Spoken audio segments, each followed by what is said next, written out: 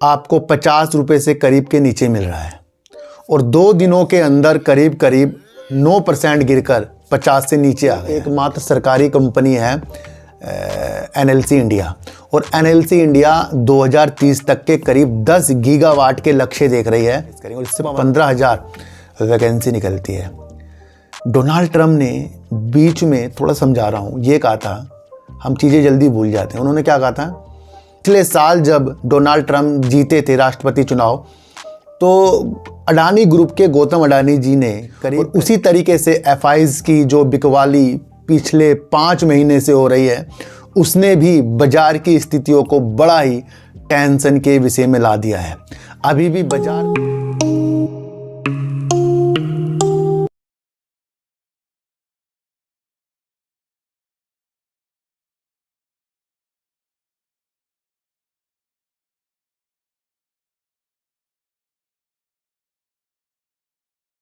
नमस्कार, मैं स्वागत करता हूं आपका अपने ही चैनल पर जिसका नाम है सार्थक बाजार से। आज बात करेंगे अडानी ग्रुप की कि अडानी ग्रुप अमेरिका में अब क्या करने की योजना बना रहे हैं, जो न्यूज़ निकल कर आ रही है उसके बारे में बातचीत करेंगे। और सुजलोन एनर्जी का शेयर 2 दिन के अंदर 9% गिर के 50 रुपये से नीचे आ गया, उसके न्यूज़ के बारे में देखेंगे कि क्या क्या टारगेट निकल कर आ रहे हैं। बात करेंगे NLC इंडिया के बारे में, क्योंकि उसने SJVN से पवन ऊर्जा के अंदर 200 मेगावाट का एक अनुबंध जीत लिया है। उस बारे में भी NLC इंडिया की चीज़ों को नवकरणीय ऊर्जा की स्थितियों के अनुसार समझेंगे।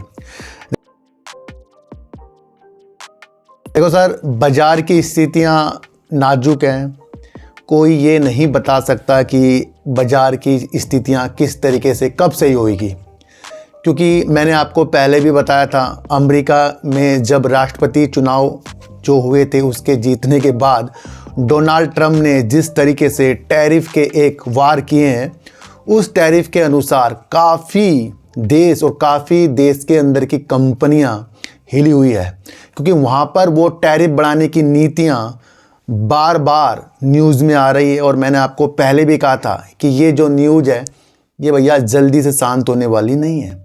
और उसी तरीके से FIs की जो बिकवाली पिछले 5 महीने से हो रही है, उसने भी बाजार की स्थितियों को बड़ा ही टेंशन के विषय में ला दिया है।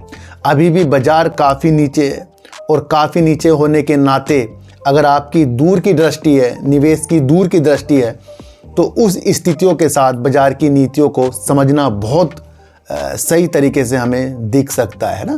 तो अपनी नीतियों को अपने अनुसार हमें समझकर चलना पड़ेगा। देखो सर, सुजलोन एनर्जी का जो शेयर है आपको 50 रुपये से करीब के नीचे मिल रहा है और 2 दिनों के अंदर करीब करीब 9% गिरकर 50 से नीचे आ गया है।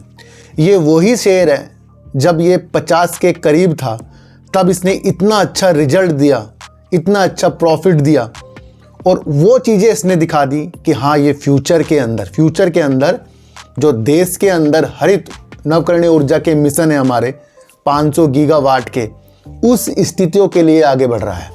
और मैंने आपको पहले ही जब इसका रिजल्ट आया था उसी दौरान जब इनके अंदर के मैनेजमेंट से आवाज़ आई थी कि वो 500 गीगावाट के लक्ष्यों के लिए, देश के अंदर लक्ष्यों की नीतियों को लिए वर्क करेंगे, तो वहीं से अंदाजे लग जाते हैं कि कंपनी की जो मंशा है भैया फ्यूचर की है।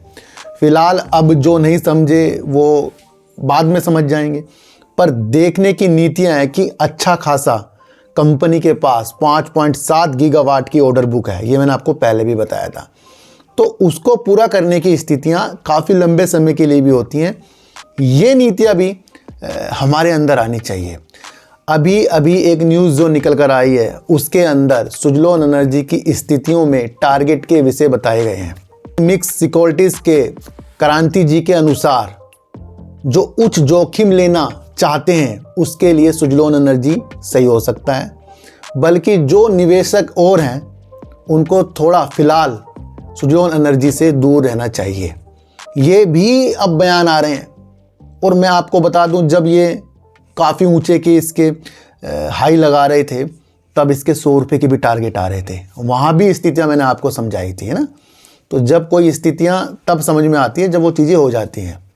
भागती हुई चीज़ों के अंदर जो लोग भ्रमित होंगे वो कभी भी बाजार के अंदर पैसा नहीं कमा सकते। गिरती हुई चीज़ों के अंदर जो अपॉर्चुनिटी जो सोचेगा बाजार के अंदर कुछ बढ़िया बढ़िया चीज़ें हैं, उसकी जो चीज़ों को समझकर दूर की छलांग लगाएगा वो नीतियों को समझकर चलेगा, है ना। तो बड़े बड़े निवेशक भी यही कहते हैं। मैंने आपको पहले कहा था कि कुछ दिन बाजार से बाहर होकर भी हमें बैठना चाहिए और देखना चाहिए, मैं आपको बता दूं, है ना। तो इस तरीके से चीज़ें आ रही हैं कि भैया जो जोखिम लेना चाहते हैं वो देख लें, और जो निवेशक हैं भैया जो टेंशन लेते हैं उनको फ़िलहाल दूर रहना चाहिए। मैं आपको इतनी सी एक बात बता दूं, इसके जो टारगेट जो दिए जा रहे हैं वो करीब 54 रुपये, 55 रुपये, 49 रुपये, इसका 49 से 47 रुपये तक के टहलता रहेगा। 45 रुपये तक भी इसके टारगेट आ रहे हैं और 55 रुपये 54 रुपये तक भी टारगेट आ रहे हैं। ये टारगेट तब आ रहे हैं जब इसने अभी हाल ही में हमें 59-60 रुपये के टारगेट भी रिजल्ट के बाद दिखाए हैं। तो यहाँ जब भी शेयर प्राइस हो जाता है तो वो जो ऊंचाई वाली चीज़ें होती हैं उससे नीचे के फिर टारगेट निकल कर आ जाते हैं। यहाँ पर मैं आपको फिर कह रहा हूँ, बाजार में अगर जीतना है तो दूर की दृष्टि बनाकर रखना पड़ेगा। जो भी मल्टीबैगर चीज़ बनती हैं इन्हीं गिरावटों को देखकर बनती हैं। तो कभी भी भ्रमित नहीं होना है कि कोई आपको अलग अलग लालची भावना से ये खरीदवा दे वो बिकवा दे, बिल्कुल भी नहीं। ये न्यूज़ आई है, इस न्यूज़ को आपको समझकर चलना पड़ेगा। फाइनेंशियल टाइम की रिपोर्ट के अनुसार अडानी ग्रुप के गौतम अडानी जी अमेरिका के अंदर बड़ी निवेश की योजना बना रहे हैं। जिस तरीके से वहाँ पर वो परमाणु ऊर्जा और बंदरगाहों के चीज़ों के लिए पहले वो वहाँ पर योजनाएं बना रहे थे, उसको वो पुनर्जीवित करने की योजनाएं बना रहे हैं कि फिर से वहाँ पर ये चीज़ें की जाए। पिछले साल जब डोनाल्ड ट्रंप जीते थे राष्ट्रपति चुनाव, तो अडानी ग्रुप के गौतम अडानी जी ने करीब करीब $10 बिलियन का निवेश करने की प्रतिबद्धता जताई थी। कब? जब डोनाल्ड ट्रंप अमेरिका के राष्ट्रपति बने थे। ये गौतम अडानी जी ने $10 बिलियन की प्रतिबद्धता जताई थी कि वहाँ निवेश करेंगे और इससे 15,000 वैकेंसी निकलती है। डोनाल्ड ट्रंप ने बीच में, थोड़ा समझा रहा हूँ, ये कहा था, हम चीज़ें जल्दी भूल जाते हैं। उन्होंने क्या कहा था कि जो भी कोई निवेश अमेरिका की धरती के अंदर विनिर्माण करके करेगा उसको वो टैक्स में माफ़ी, कुछ ना कुछ चीज़ें अच्छी करेंगे। ये आपको पता है ना। उन्होंने कहा था कि कोई भी कंपनी देश के अंदर आके विनिर्माण करे और अमेरिका की धरती से वो चीज़ें करे तो यहाँ अमेरिका को भी और उस कंपनी को भी फ़ायदा होने वाला है। ये चीज़ें किसने कहा थी? डोनाल्ड ट्रंप जी ने कहा था। और जो कंपनियाँ इस तरीके से नहीं करेगी वो टैरिफ के लिए तैयार रहे। हम जल्दी भूल जाते हैं। और गौतम अडानी जी ने ये पहले की चीज़ें वहाँ कर रखी थी। अब ये योजना पुनर्जीवित की योजना बना रहे हैं। और ये जो चीज़ें ये वहाँ पर पहले कर रहे थे, जब आपको पता है कि अडानी ग्रीन के ऊपर इल्ज़ाम लगे थे गौतम अडानी और अन्य सातों के लोगों के ऊपर कि भैया परियोजना के लिए रिश्वतखोरी का जो मामला था, उस वजह से जो इनकी निवेश की चीज़ें वहाँ पर थी वो रुकी हुई थी, है ना। तो फिर से ये योजना बना रहे हैं।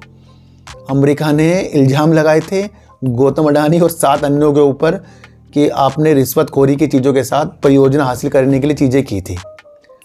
अब अमेरिका इस वजह से इनकी परियोजना रुक गई थी, जो है परमाणु ऊर्जा और अन्य चीज़ों में वहाँ ये निवेश करते, पर ये फिर से उस चीज़ों को ले कर रहे हैं। तो आप और हम उलझ रहे हैं शेयर प्राइस में। बड़े बड़े लोग बना रहे हैं रणनीति। कभी आपने देखा, आप और हम ही शेयर प्राइस के ऊपर जाते ही टेंशन ले रहे हैं। बड़े लोग नहीं ले रहे हैं, रणनीतियाँ बना रहे हैं। और जो इस रणनीतियों को समझकर चलेगा वो काफ़ी आगे तक जाएगा। तो ये है गौतम अडानी और अडानी ग्रुप और अमेरिका की नीतियाँ। समझने वाले चीज़ों को बहुत जल्दी समझते हैं, ये आप समझ कर चलना।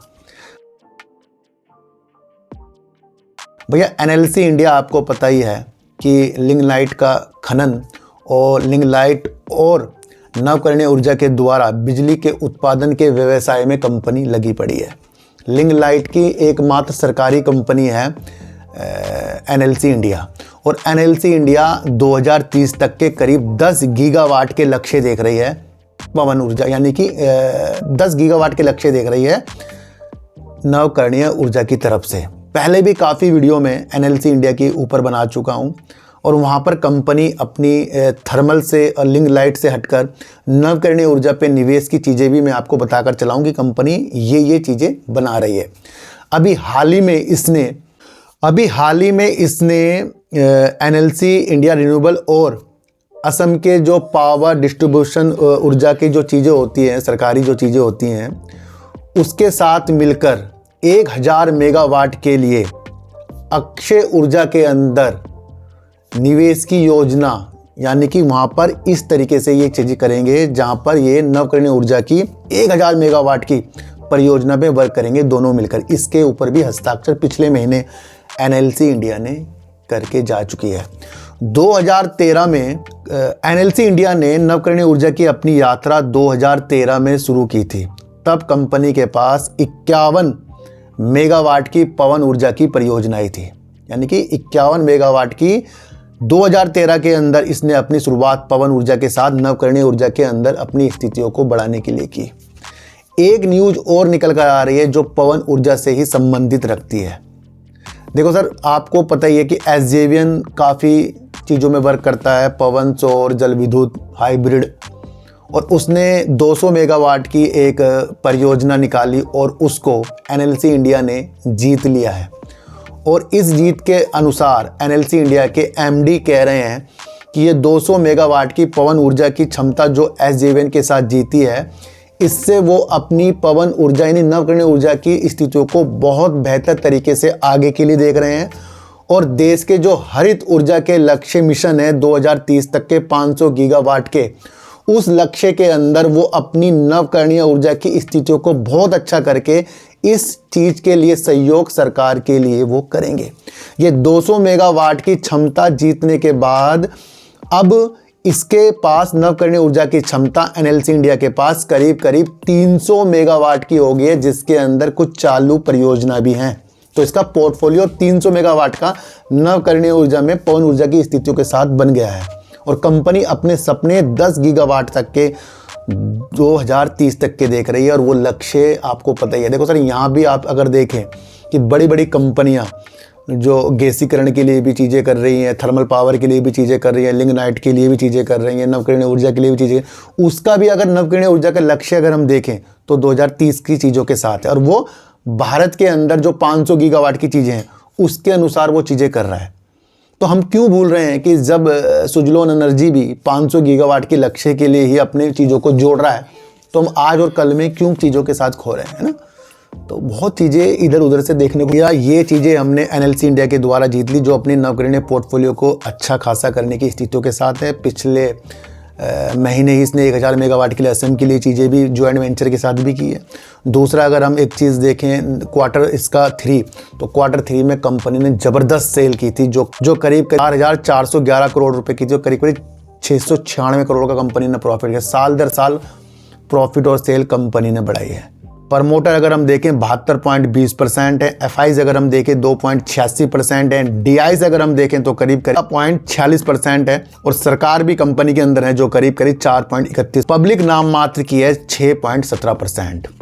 मैंने आपको पहले कहा था कि सरकारी जितनी भी कंपनियां हैं जो जीवाश्म ईंधन पर वर्क कर रही हैं, चाहे वो तेल वाली कंपनियां हो, कोल इंडिया हो, ओएनजीसी भी हो, बीपीसीएल भी हो, एचपीसीएल भी हो, एनटीपीसी भी हो, या एनएलसी इंडिया भी हो, इनको अगर फ्यूचर देखना है तो ये अपनी नवकरणीय स्थितियों को मजबूत करेंगे। और 200 मेगावाट की पवन ऊर्जा की स्थितियां जो इसने जीती एसजेवीएन के साथ, और कंपनी के एमडी तो खुद ही कह रहे हैं कि एक बड़ी उपलब्धि नवकरणीय ऊर्जा की उनके आगे की चीज़ों के लिए बहुत बेहतर प्रतिबद्धता है, जहाँ पर वो सरकार के 500 गीगावाट के लक्ष्य के लिए अपनी नवकरणीय ऊर्जा भी जोड़ने की चीज़ों के साथ आगे मदद करेंगे। तो आज और कल में बिल्कुल भी नहीं खोना है, बहकी वीडियो में बिल्कुल भी आपको नहीं रहना है। टिप्स, टेलीग्राम, इन चीज़ों से आपको दूर रहना है। मेरा कोई टेलीग्राम, कोई व्हाट्सएप ग्रुप बिल्कुल भी नहीं है, मैं आपको बता दूँ, ना ही मैंने आज तक बताया। तो एनएलसी इंडिया ने अपने लक्ष्यों के लिए नवकरणीय ऊर्जा की स्थितियाँ हमें बताई, ये आपको समझना है। अडानी ग्रुप अमेरिका की तरफ अपनी फिर से पुनर्जीवित योजनाएं जो वहाँ निवेश की थी उस पर वो विचार कर रहा है। तो वो भी आपको समझकर चलना पड़ेगा। सुजलॉन एनर्जी 2 दिन के अंदर ही 9% गिरकर 50 से नीचे हो गया, और जब रिजल्ट आया था 50 के बाद ये 59 की तरफ भी उछाल के साथ गया था। तो हम समझ नहीं रहे हैं, लक्ष्यों की स्थितियां सरकार बता के चल रही है और वो 2030 के हैं। उस विधि से चीज़ों को समझकर चलना पड़ेगा। हमेशा फोकस रखिए न्यूज़ को समझने के लिए, क्योंकि न्यूज़ ही ऐसी चीज़ है जो आगे जाकर फ्यूचर की स्थितियां बताकर जाती है। और जब भी किसी कंपनी के रिजल्ट आते हैं तो वो भी उसका फ्यूचर दिखाता है, ना कि कल और परसों की स्थितियां। तो उन स्थितियों के साथ आपको चल करना पड़ेगा। आज की वीडियो आपको कैसे लगी एक बार मुझे ज़रूर बताना। किसी को भी खरीदने बेचने की नीतियाँ मेरे चैनल पर बिल्कुल भी नहीं है, मैं आपको इतनी सी एक बात बता दूं। तो सर सच्ची वीडियो देखिए, अच्छी वीडियो देखिए, समझ कर देखिए, किसी की भी बातों में आपको आना नहीं है, चाहे मैं क्यों ना हूँ। तो सर चींटी को आटा दीजिए, गाय को रोटी दीजिए और अपने बच्चों को ज़्यादा से ज़्यादा प्यार कीजिए, क्योंकि बच्चे ही आपकी मासूमियत से किस्मत पलटेंगे। तो फिर मिलेंगे आपसे नई वीडियो के साथ, जब तक के लिए नमस्कार।